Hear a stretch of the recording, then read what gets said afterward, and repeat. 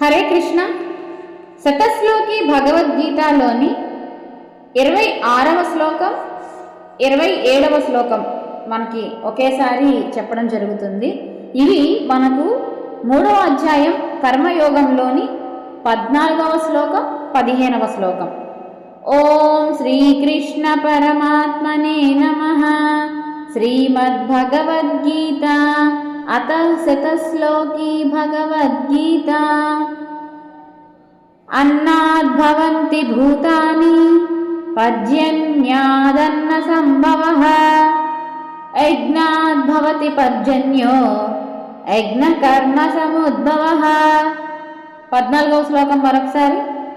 అన్నాద్భవంతి భూతాని పర్జన్యాదన్న సంభవః. యజ్ఞాద్భవతి పర్జన్యో యజ్ఞ కర్మ సముద్భవః. అలాగే 15వ శ్లోకం. కర్మ బ్రహ్మోద్భవం విద్ధి బ్రహ్మాక్షర సముద్భవం. తస్మాత్ సర్వగతం బ్రహ్మ నిత్యం యజ్ఞే ప్రతిష్ఠితం. 15వ శ్లోకం మరొకసారి. కర్మ బ్రహ్మోద్భవం విద్ధి బ్రహ్మాక్షర సముద్భవం. తస్మాత్ సర్వగతం బ్రహ్మ నిత్యం యజ్ఞే ప్రతిష్ఠితం. నిఘంటువు. భూతాని ప్రాణులన్నీయును, అన్నాత్ అన్నము నుండి, భవంతి ఉత్పన్నములగును, పర్జన్యాత్ వర్షము వలన, అన్న సంభవ అన్నోత్పత్తి అగును. పర్జన్య వర్షము, యజ్ఞాత్ భవతి యజ్ఞముల వలన కలుగును, యజ్ఞ యజ్ఞము, కర్మ సముద్భవ విహిత కర్మల వలన ఏర్పడును. కర్మ సముదాయము బ్రహ్మోద్భవం వేదముల నుండి ఉత్పన్నములైనవనియు, బ్రహ్మ వేదములు అక్షర సముద్భవం నాశరహితుడైన పరమాత్మ నుండి ప్రకటితములు అయినవి అనియు విద్ధి ఎరుంగుము.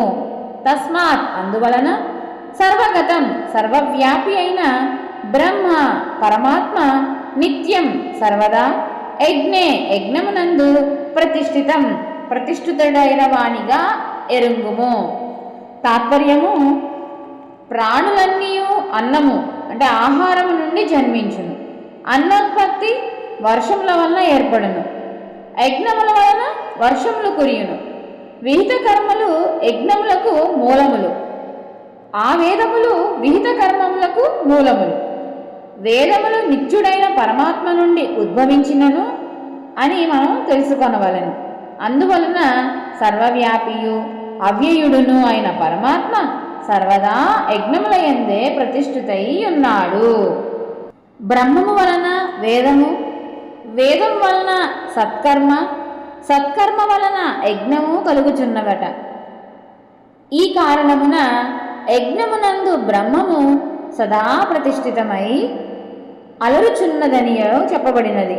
కనుకనే యజ్ఞాదులు మహాపవిత్రములై చిత్తశుద్ధికారములై మోక్షప్రదములై ఇక్కడ మనకు విరాజిల్లుచున్నవట. మనకి చూస్తే వర్షము, అన్నము, శరీరము, యజ్ఞము అంతర్భూతములై ఉండటం వలన ఇక్కడ లిఖించడానికి వీలు కాలేదు. దైవ కార్యమును యజ్ఞాదులు సామాన్యములని తలంపరాదు. ఎందుకంటే వాని యందు సాక్షాత్ వ్యాపక పరబ్రహ్మము సుఖప్రతిష్ఠితమై ఉన్నదని భగవద్గీత ఉపోద్ఘతించుచున్నది. కాబట్టి సర్వులు వానిని ఆచరించుచు క్రమముగా చిత్తశుద్ధి ద్వారా బ్రహ్మ సాక్షాత్కారము పొంది బంధ విముక్తులై కావలసి ఉన్నది.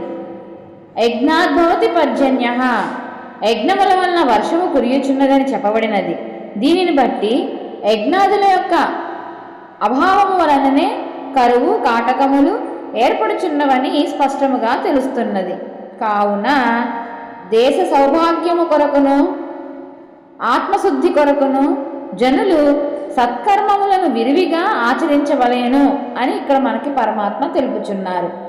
యజ్ఞము ఎందుకు పవిత్రమైనవి అని మనం ప్రశ్న చూసుకుంటే సమాధానంగా వాని యందు సర్వవ్యాపక బ్రహ్మము ప్రతిష్ఠితమై ఉన్నది. కావున వానిని ఆచరించుట ద్వారా జీవునకు క్రమముగా బ్రహ్మము యొక్క సాక్షాత్కారము సిద్ధించగలదు అని మనకి సమాధానం దొరుకుతుంది. యజ్ఞ రూప సత్కార్యములు ఆచరించని వారి జీవితము నిష్ఫలము అని ఇక్కడ వచించున్నారు పరమాత్మ. సత్కర్మలు ఆచరిద్దాం, యజ్ఞ రూప సత్కర్యాలను ఆచరిద్దాం. హరే కృష్ణ.